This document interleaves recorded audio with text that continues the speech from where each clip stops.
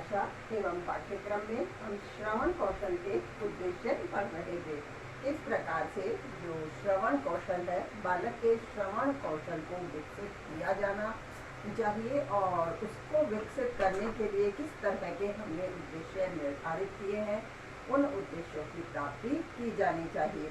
इसी दृष्टि से श्रवण कौशल के कुछ मुख्य उद्देश्य निर्धारित किए गए हैं, जिनमें से हमने कुछ उद्देश्य लिख भी लिए थे कि जैसे छात्रों में किस तरह से सुनकर अर्थ ग्रहण करने की योग्यता विकसित होती है श्रवण कौशल के माध्यम से, किस तरह से बालक अपनी शब्दावली को और अधिक विकसित करता है, दूसरों की बातों को ध्यान से सुनने में ध्यान केंद्रित करता है, सुनकर उनके अर्थ को, उनके विचारों को समझता है। इसी प्रकार से उनके उच्चारित शब्दों को सुनकर किस तरह से जैसे कि वह उच्चारण को भी शुद्ध बनाने का प्रयास करता है। यह सब क्या है? श्रवण कौशल के उद्देश्य हैं। इसी क्रम में हम श्रवण कौशल के और जो कुछ उद्देश्य हैं उन्हें लिख लेते हैं। श्रवण कौशल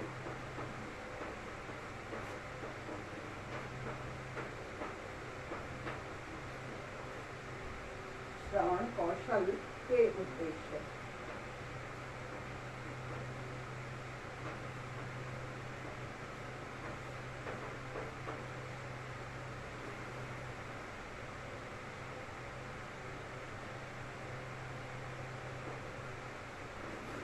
हमने पहले लिख लिए थे।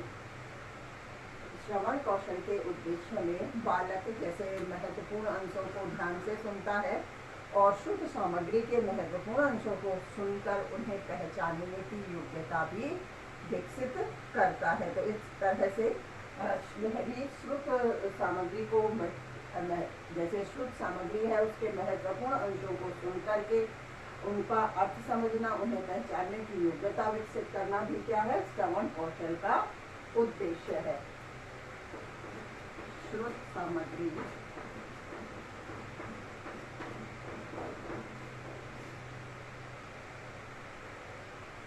के महत्वपूर्ण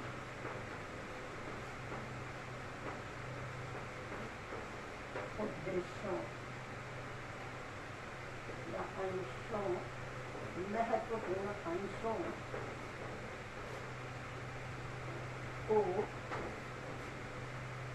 महत्वपूर्ण अंशों को पहचानने की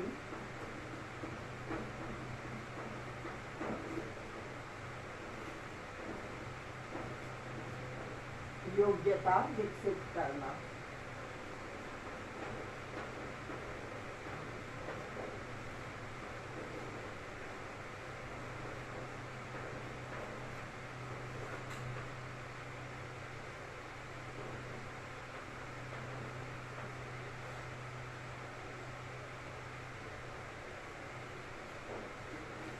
इसी तरह से श्रवण कौशल के माध्यम से बालक श्रुत सामग्री के महत्वपूर्ण अंशों की योग्यता विकसित करता है, उन्हें पहचानने की योग्यता विकसित करता है। इसी तरह से महत्वपूर्ण और आकर्षक कोई भी मर्म स्पर्शी विचार हैं, भाव हैं, उनका चयन करने की योग्यता भी बालक में विकसित करने का कार्य श्रवण कौशल का होता है। श्रुत सामग्री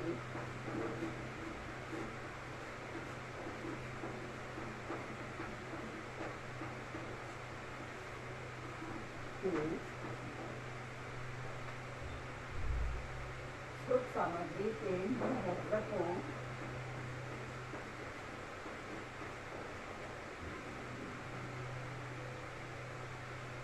आकर्षक व मर्म स्पर्शी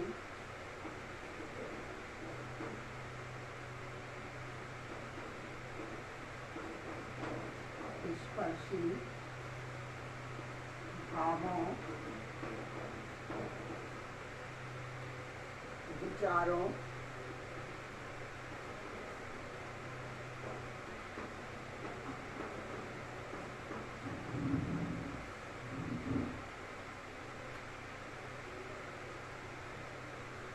का चयन करने की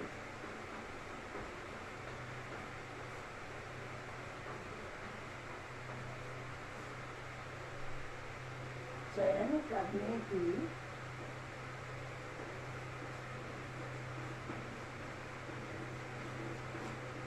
योग्यता विकसित करना।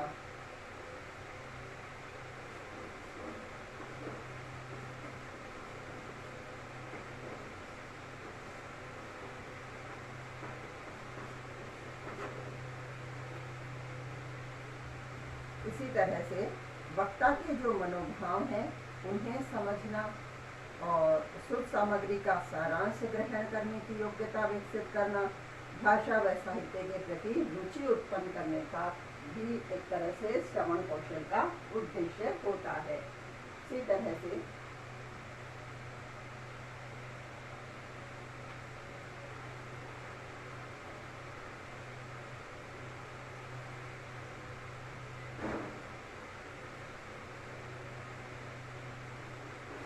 जो वक्ता है, बोलने वाला है, उसके मनोभावों को समझना। वक्ता के मनोभावों को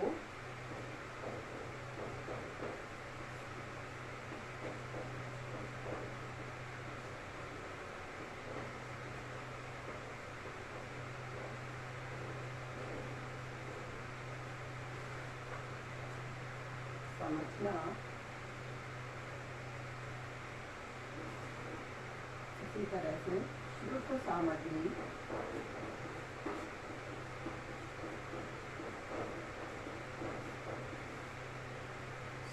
सामग्री का सारांश ग्रहण करने की योग्यता विकसित करना।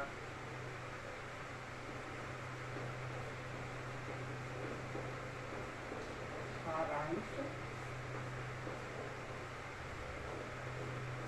ग्रहण करने की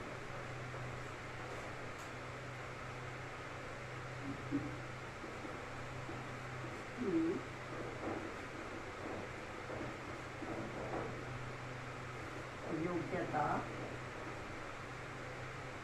विकसित करना।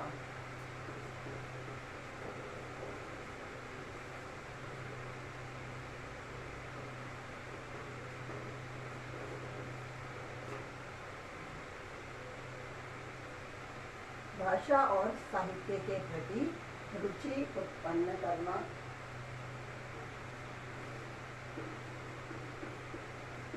भाषा व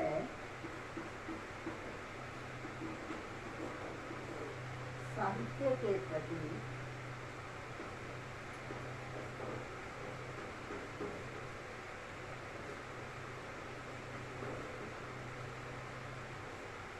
रुचि उत्पन्न करना। इस तरह से ये जो हमने उद्देश्य लिखे हैं ये श्रवण कौशल के माध्यम से प्राप्त किए जाते हैं। श्रवण कौशल को विकसित करने के लिए और जैसे अब श्रवण कौशल से संबंधित शिक्षण कार्य किया जाता है तो फिर उसके पढ़ाने की, उसके शिक्षण की भी कुछ विधियाँ होती हैं।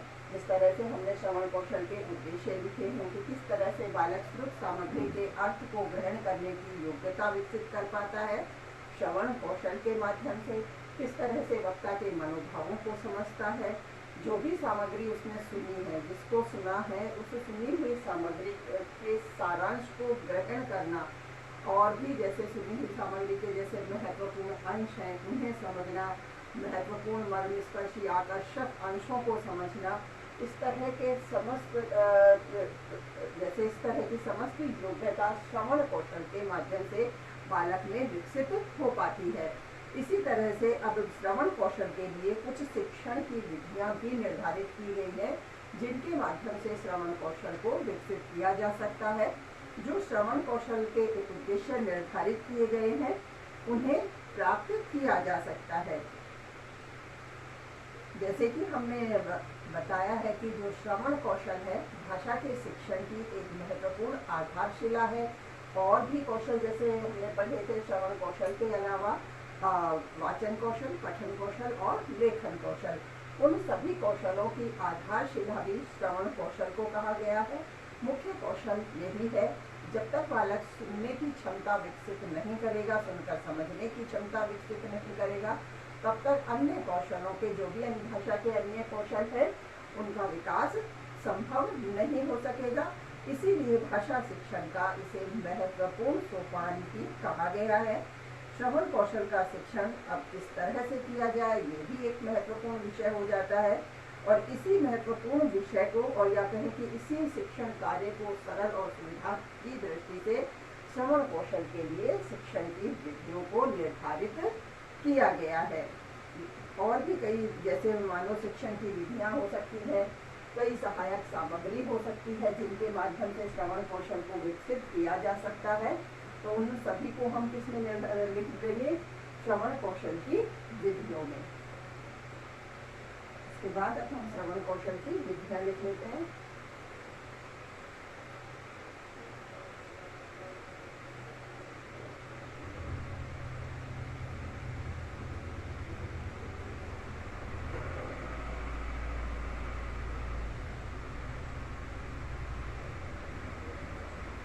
श्रवण कौशल की विधियां।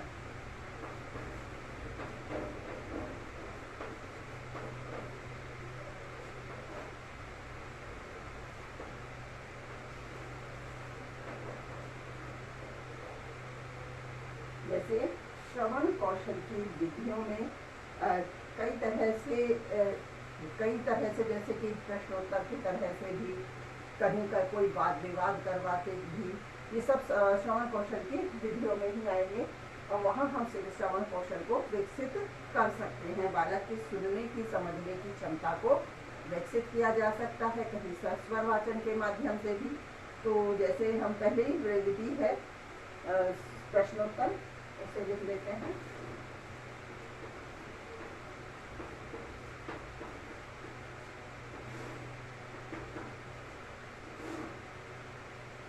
इस प्रकार बालक को शिक्षण कार्य करवाते हुए एक तरह से मध्य में पाठ्य सामग्री जो भी विषय वस्तु पढ़ाई जा रही है, मध्य में प्रश्न पूछकर बालक से को एक तो शिक्षण कार्य के प्रति उसका ध्यान केंद्रित किया जाता है। दूसरा, वह किस तरह से विषय वस्तु को ग्रहण कर रहा है अथवा नहीं कर रहा है, इस दृष्टि से भी उसे तैयार किया जाता है। तो यह एक तरह से प्रश्नोत्तर जो विधि है, या कहें कि प्रश्नोत्तर प्रणाली एक महत्वपूर्ण विधि है जिससे कि श्रवण कौशल की क्षमता को विकसित किया जा सकता है। शिक्षक अपनी जो भी पढ़ाई गई सामग्री है, जो भी विषय वस्तु है या पाठ्य वस्तु है, उस पर कक्षा में प्रश्न पूछ सकता है। उसे प्रश्न पूछने भी चाहिए, जिससे विद्यार्थी उस शिक्षण सामग्री के प्रति सजग रहते हैं और समझने का, सुनने का प्रयास करते हैं। यदि प्रश्न नहीं पूछे जाएंगे तो उनका ध्यान कहीं और भी हो जाएगा और वो ध्यान नहीं देंगे, क्योंकि पता नहीं, पढ़ लिया नहीं पढ़ा, शिक्षक कुछ पूछेगा नहीं, तो इस दृष्टि से उनका ध्यान अपने आप कम हो जाएगा। लेकिन जब शिक्षक बार बार उनसे प्रश्न पूछेगा तो उन्हें लगेगा कि क्लास में मानो खड़ा भी किया है स्टूडेंट को, तो वह उसमें डांटने के अलावा भी, मानो डांटते भी नहीं है, लड़ते भी नहीं है, तो खड़े होने के भाव में ही स्टूडेंट में एक अंतर्भाव जागृत होता है कि कक्षा में उसने खड़े होकर कुछ बताया नहीं, तो वह अंतः प्रकाशित होता है और स्वतः प्रेरित होता है इस बात के लिए कि किस तरह से जो शिक्षण कार्य किया जा रहा है उसके प्रति वह सजग रहे।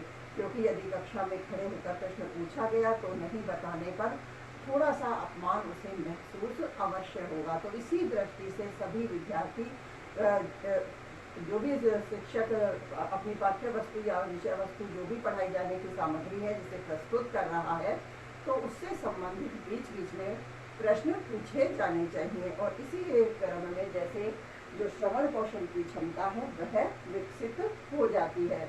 तो इसी दृष्टि से प्रश्नोत्तर प्रणाली को एक महत्वपूर्ण प्रणाली कहा गया है। इससे प्रश्न पूछने से छात्र विषय वस्तु को ग्रहण करते हैं या नहीं करते हैं, शिक्षक को भी पता लग जाता है, और किस तरह से जैसे और अधिक स्पष्ट रूप से विषय वस्तु को प्रस्तुत करना चाहिए इसका पता भी शिक्षक लगा लेते हैं। तो इस दृष्टि से प्रश्न कक्षा के सभी छात्रों से पूछे जाने चाहिए और प्रश्न बार बार पूछते जाने चाहिए, और समस्त छात्रों को ध्यान में रखते हुए ही प्रश्नों को पूछने का क्रम रखना चाहिए। समस्त जो भी विषय वस्तु है उस पर भी आधारित तो होने चाहिए प्रश्न। इसी के आधार पर जो भी शिक्षण सामग्री शिक्षक द्वारा प्रस्तुत की जा रही है, बालक उसे ध्यान से सुनने के प्रति सजग रहते हैं। इसी तरह से अब जब हम दूसरी विधि की बात करें, स्वर वाचन, स्वर वाचन,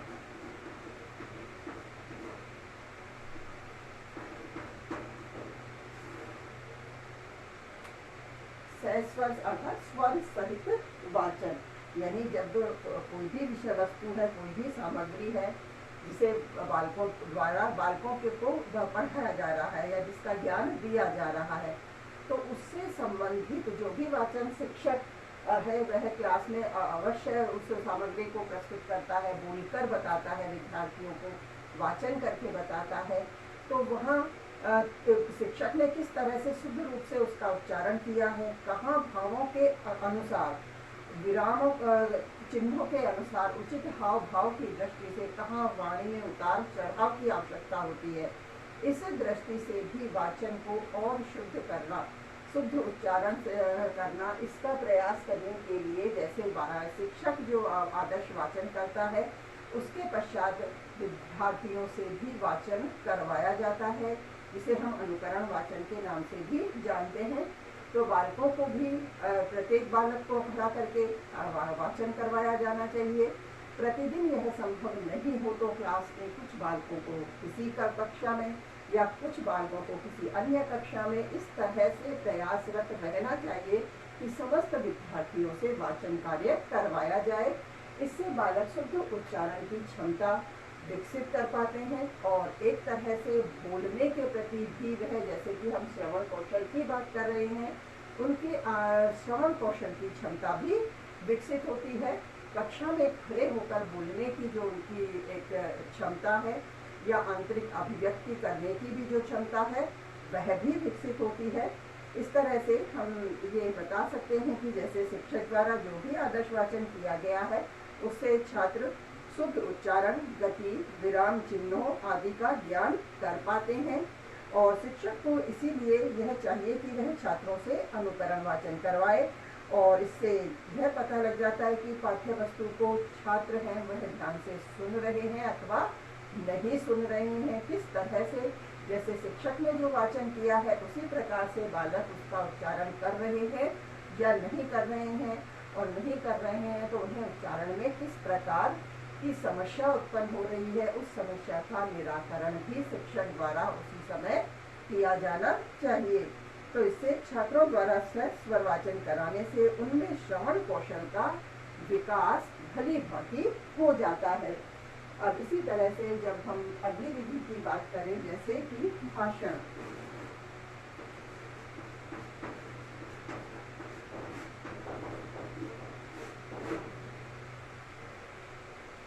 भाषण के माध्यम से भी श्रवण कौशल है वह विकसित किया जा सकता है।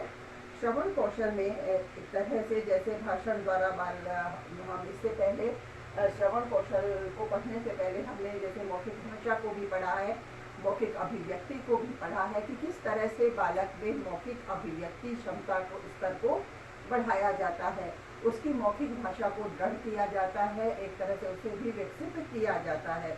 जब भाषण करवाया जाता है तो भाषण में वक्तृत्व कला उसकी विकसित होती है और वह बोलने में एक तरह से सक्षम होता है और कहें कि और सफल होता है।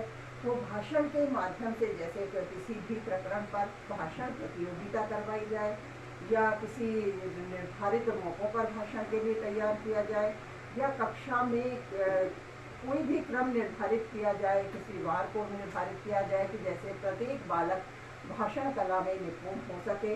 जब वह भाषण व्यक्त करेगा तो उससे उसकी मौखिक भाषा भी विकसित होगी, उसकी अभिव्यक्ति क्षमता भी विकसित होगी और वही एक तरह से उसके श्रवण कौशल को भी विकसित करने में सहायक हो सकेगी। जैसे कि मानो बालक एक तरह से भाषण के द्वारा बालक की मौखिक भाषा का विकास हो जाता है और इसी के साथ उसके श्रवण कौशल को भी विकसित कर पाना आसान होता है। इसीलिए भाषण प्रतियोगिता का भी प्रयोग कक्षा में किया जाना चाहिए।